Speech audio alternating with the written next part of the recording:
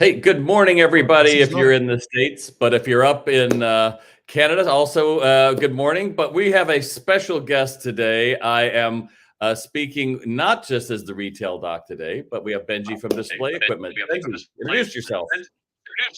How are you doing, Bob? Thanks for this. I appreciate your time, and I know that you've made an effort to accommodate us with that time. I love the way you don't leave the Canadians out. That's very Well, important. Um,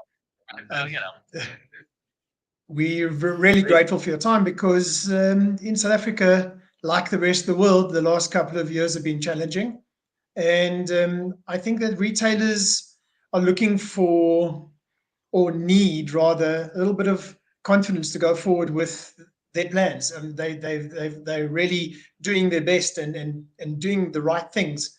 And often just being patted on the back and being shown a few little things that they didn't notice possibly, and could help them just to move along nicely.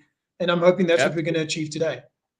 Absolutely. Well, if you're just joining in for the first time, I always like to see who are you and where you're joining us from. So do type in below where you're joining us from. And I know Benjy has some questions, but if you have any questions for me at all, you can certainly enter them in and I will see them and we will go from there. And if you're watching on the replay, I also do that as well. So Benjy, what have you got for us? I'm in Florida today. I got my Florida shirt on. So what questions do you have for me for your viewers, your clients down there in South Africa?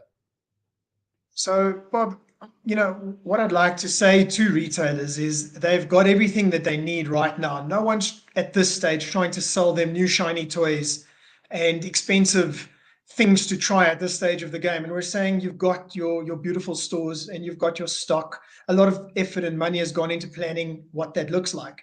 And we'd like to say there must be some element of what's going on there that you can change a little bit, tweak, and improve your efficiency. Efficiency meaning more sales, right?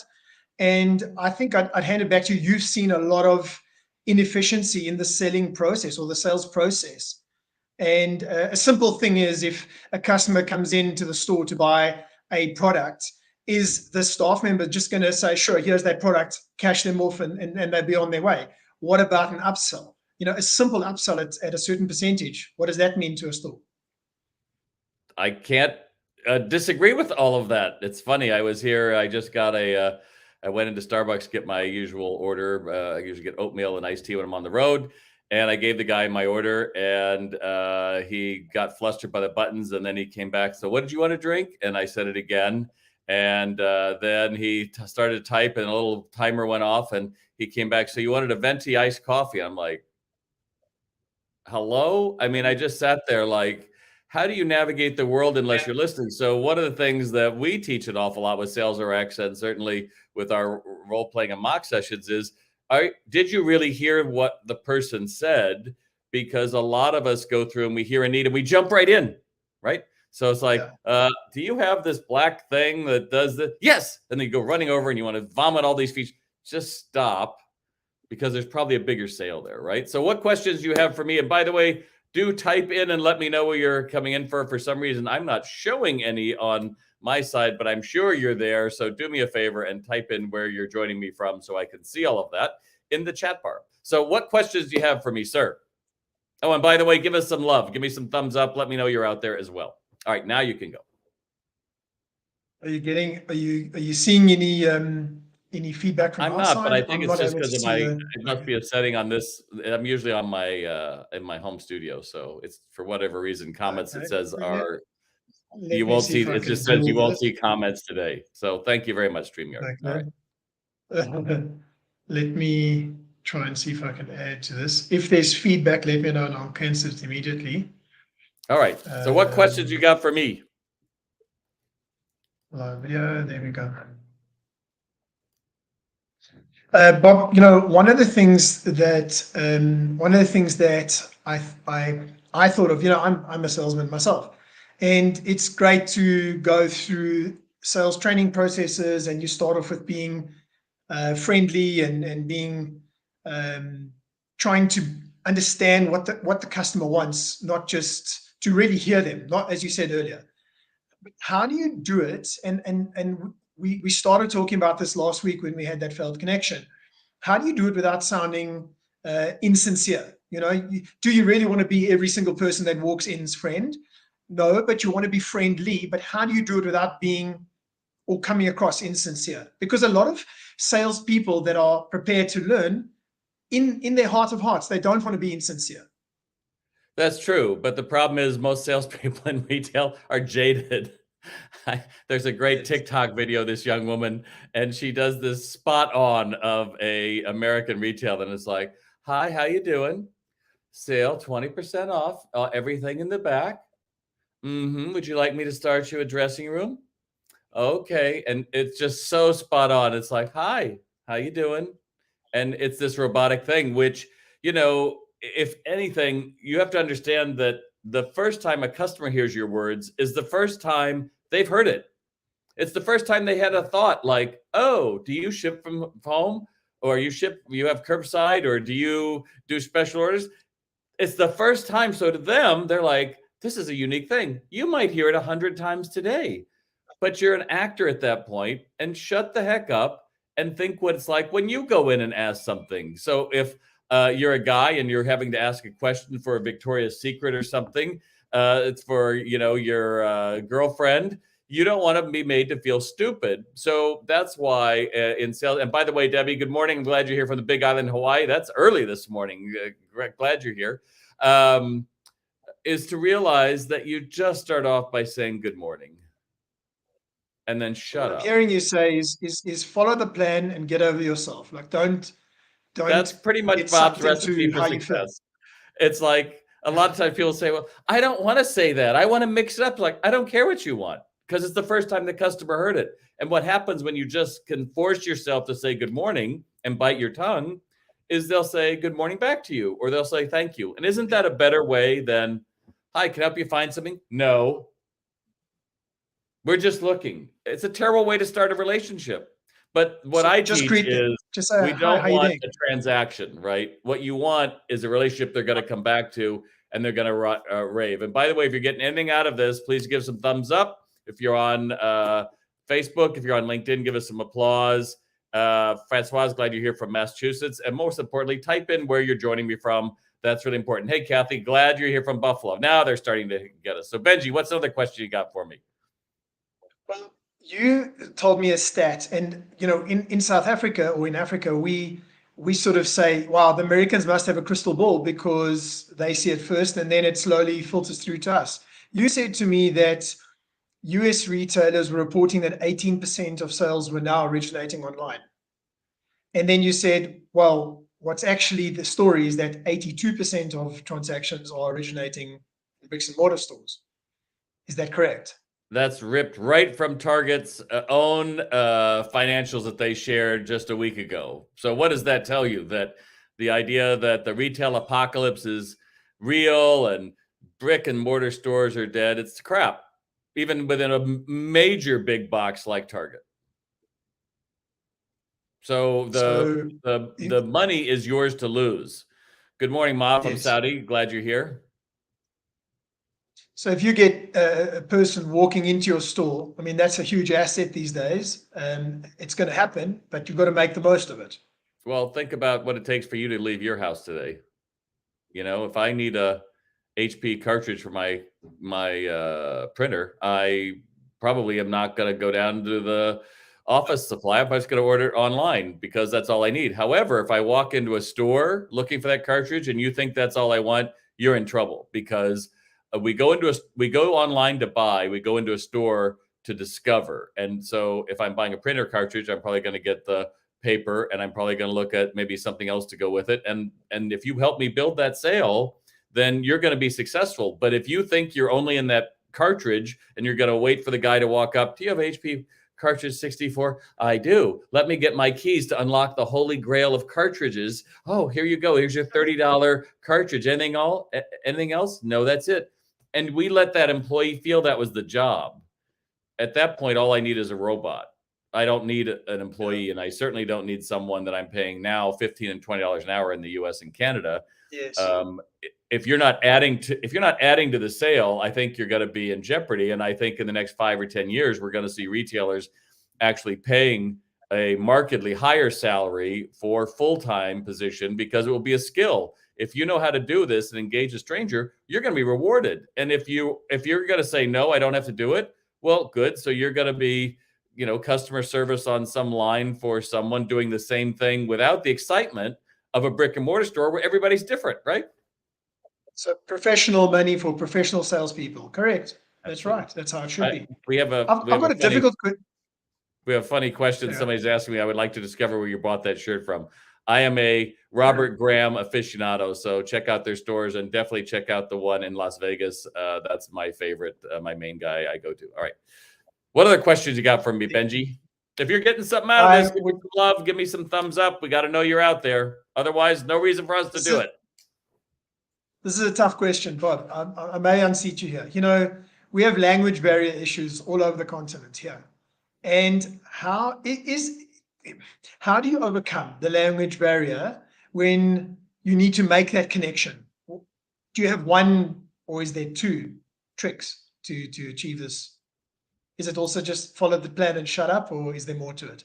I do like follow the plan and shut up. That may be my new mantra, my friend. I would say it is always tough, but the one thing that we always tend to do, I know I used to work in Southern California and it's heavily Hispanic. It was when I went to high school, I was like, oh, I'll take French. What an idiot. So I'm there at South Coast Plaza, the number one mall in the world. And we have a lot of Hispanic guys and women coming in, and I don't know what to say. So what's the first thing you do to someone that you don't know the language? We speak louder. Like, hey, what I'm trying. It's like, yeah, they're not deaf. They just speak another language. So I always say, can you at least try to learn, two phrases in another language to show your willingness to try? I think that goes a long way. I think it's very hard if you're in, you're up in Quebec or in Canada, and you just say, "Well, I don't need to learn French." They'll have to do it the other way, or vice versa. It's like, well, you can do that, but when I was in Oslo, I was speaking there, I guess 3 years ago, Norway, and it's very odd because there's no signs in English. They don't speak English, and you really get the sense like, wow, this is a different world. So you walk into almost any store, and they assume you speak Norwegian, and they'll speak to you, and you just smile. And you're like, yeah, I'm from America, and boom, they switch and they laugh. So I think Wow. the attitude we have about it is just understanding we're all just trying to get people to understand. I may not speak your language, but the face tells a lot. And so instead of my Right. first thing is don't shout, and the second thing is just get at least two that you can say, and I think that people will follow you because they have the same problem navigating your continent as well, right? Right. Yeah. Well, I'm not even talking about visitors. I mean, there's a language barrier inside the country. But I mean, that's what I'm But saying, I think, that they yeah, all yeah. go through it, right? They go through it in their business probably and their families, etc. So it's not easy, but I think just trying is always helpful. I like what you just said. Don't shout. They're not deaf. Exactly right. But we all do it. Um, Just telling you, we all do it. I wanted to ask, you know, I suppose bigger retailers want to understand if you were to look in your crystal ball and say to Southern African shopkeepers, what could they expect from the impact of an Amazon or an Amazon Prime if it was an aggregated sale, or what sort of online sales via an aggregated brand, or are we a long way off in South Africa? Are we hedged against those risks, or is it going to happen here like it happened everywhere else? Uh, And what can we do today to actually prevent that impact from being as heavy, as ill-prepared first world countries were for it, I'm sure you want me to or first world say, brands? no, you're insulated. It won't happen. I'm sure you want No, me we to know we're say not. that. We know we're not. It's okay. Amazon's never coming. We can work in this alternate universe, right? Like Putin is like, Yeah. oh, hey, everybody, it's not a war. Okay, right? At the end of the day, look, more and more, so many amazing technologies have come across that, one of the things that I remember 5 or 10 years ago, they talked about just the advances in the mobile phone and what that does for Africa, to be able to have people with banking, to be able to transfer money, to be able to do all kinds of things. And now with solar, amazing.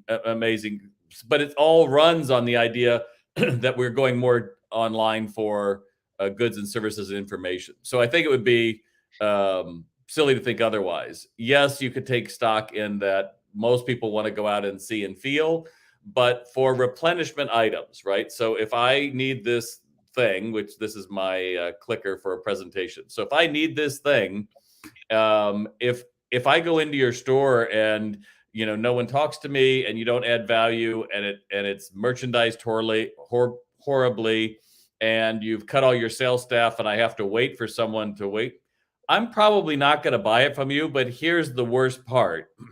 I'm probably going to go and open my phone and buy it from someone else. And in that moment, I don't come back to you, Benjy, and say, by the way, just letting you know, I won't be back. We just don't come back.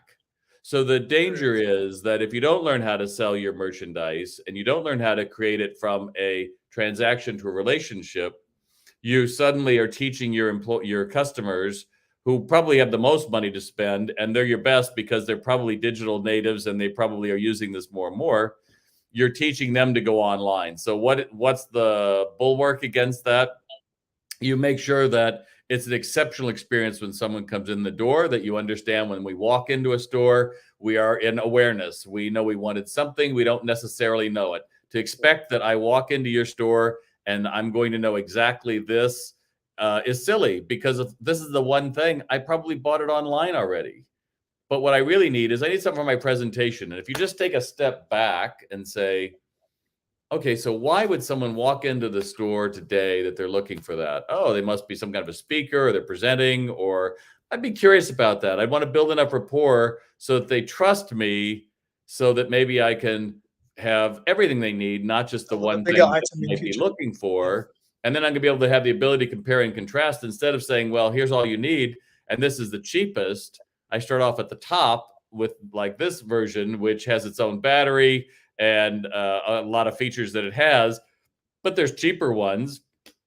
And then I realized that, have you ever been in a situation where you're doing a presentation and suddenly, it doesn't quite work right? Well, we have a backup service. We have an online backup. Oh, that would be helpful. But if you take any of these parts away and you just want to start off with, hi, can I help you find something? Do you have a budget? No, I'm just looking. When they finally do get it, they aren't interested in what you have to say.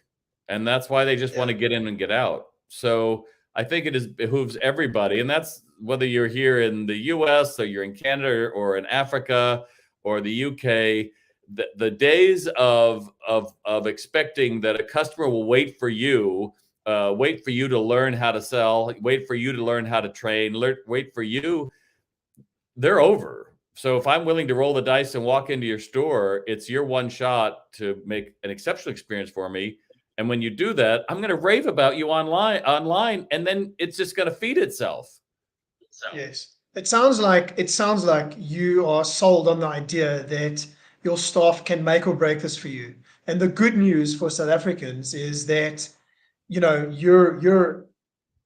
put out these sales RX courses, which are consumerable, is that a word, across the world. So you can be there and the staff here can learn from you. The good news is that there's a skills development fund in South Africa that the retail brands can actually claim from to make that training possible by you, making it cheaper for them, substantially cheaper. It's a huge discount, which we need, because you charge in dollars, correctly so, and our currency is worth a lot less than 1 to 1 to a dollar. So I want to just unpack that for a second. So notice they know the future is in learning, right? They may not know how to vet me or training, but they know that a more educated retailer is probably going to be in business longer. This is a thing that I run into when I see these people do makeovers in the UK at the high streets, and they talk about digital initiatives and they're putting digital signs and all this. Like, at the most basic, you've got to solve the problem. If 100 people walk in your store and only 10 convert, you've got a problem. If those 10 are only buying what's on sale, you've got a problem. I don't care what else you've got to do. Something is fundamentally wrong in your four walls, which is why if you can get the government to pay for it, man, that's amazing. Or pay for a Definitely lot of it, is. right?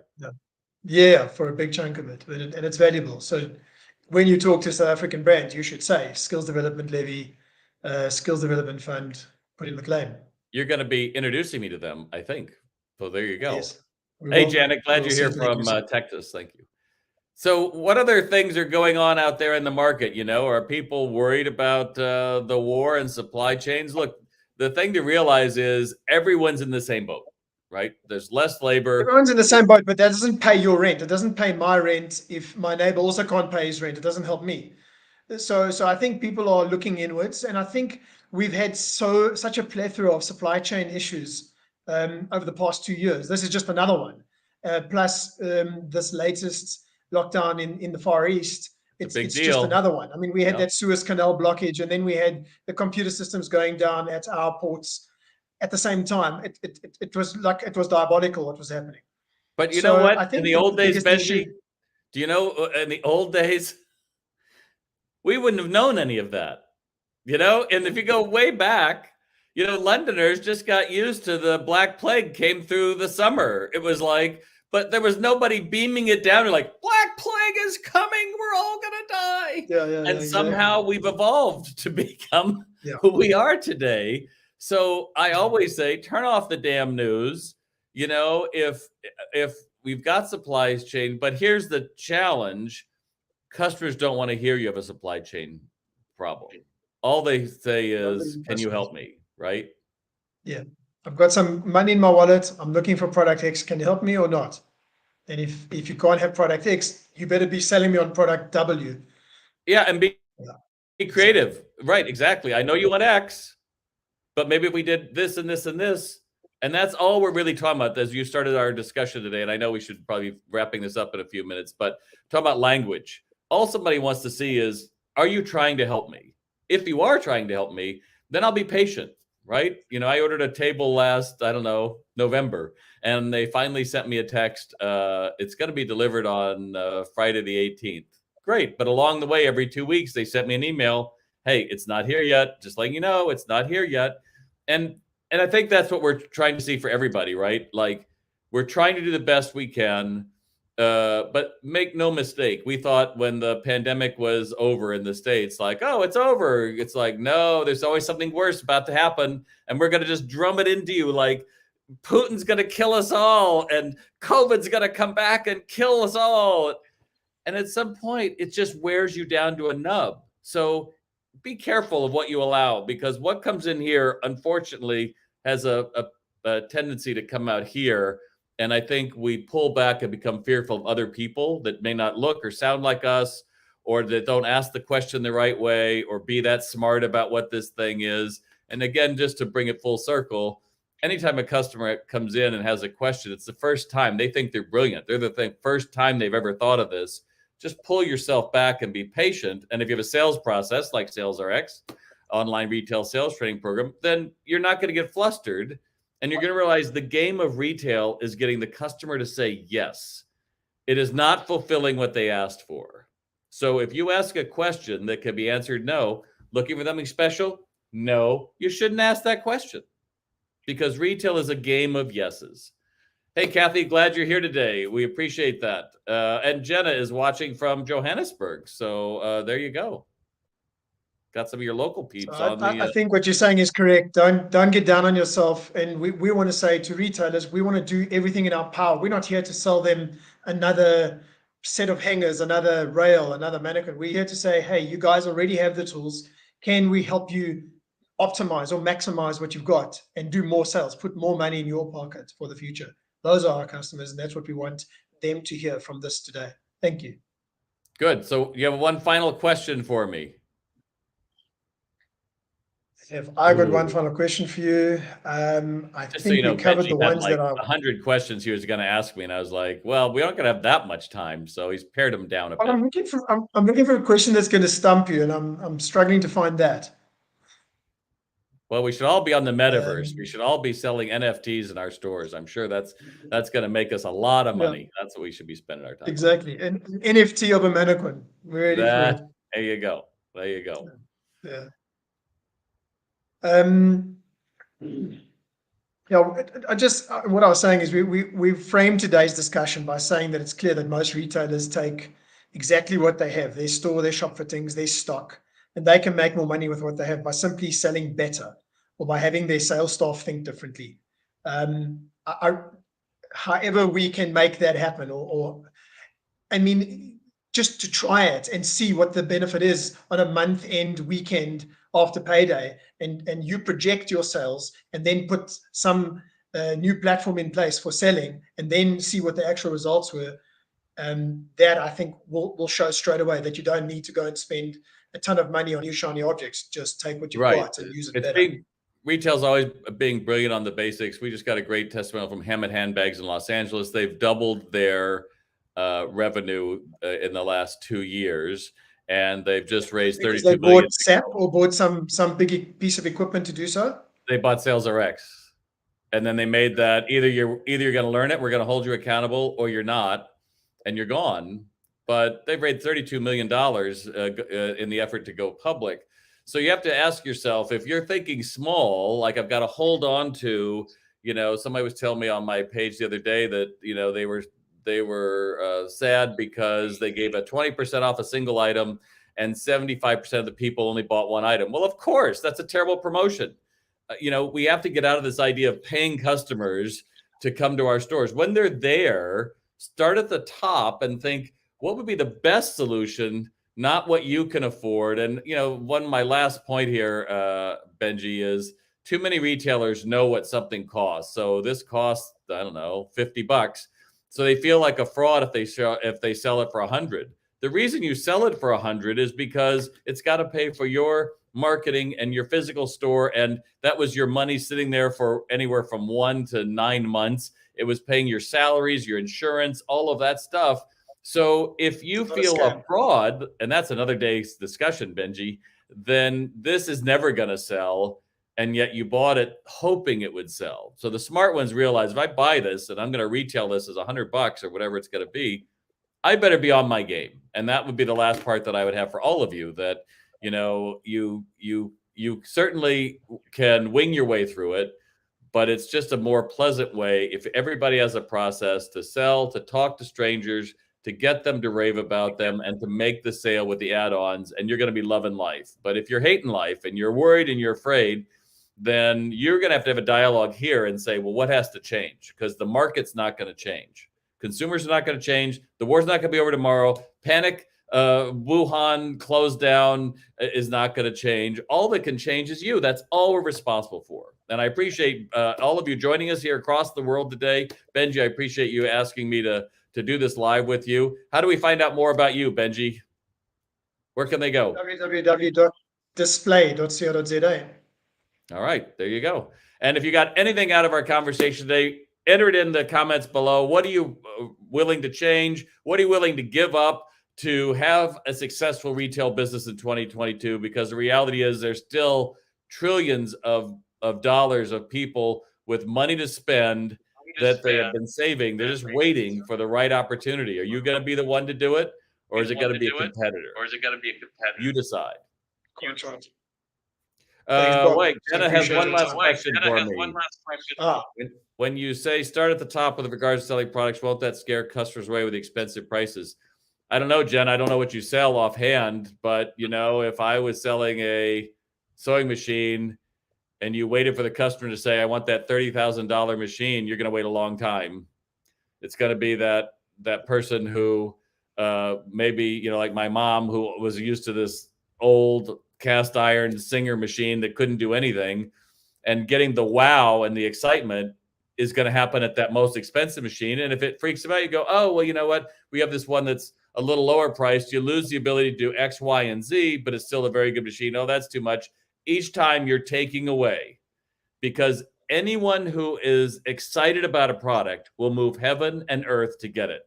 But we don't excite customers anymore. We try to just fulfill orders. And if you are determined to be a brick and mortar retailer, then you need to find a way to get excited about the merch you carry or get the hell out, because we don't have room for that anymore. Bland and boring retail has been taken up by a lot of the big stores, right? It's just a bunch of merchandise. We don't need more choice. What we need is passion in retail.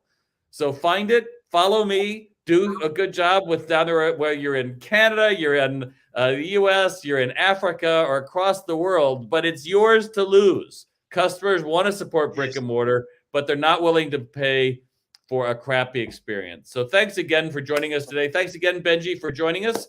And we're going to end our broadcast now. Tell your friends you can do this. Thanks so much. Bye.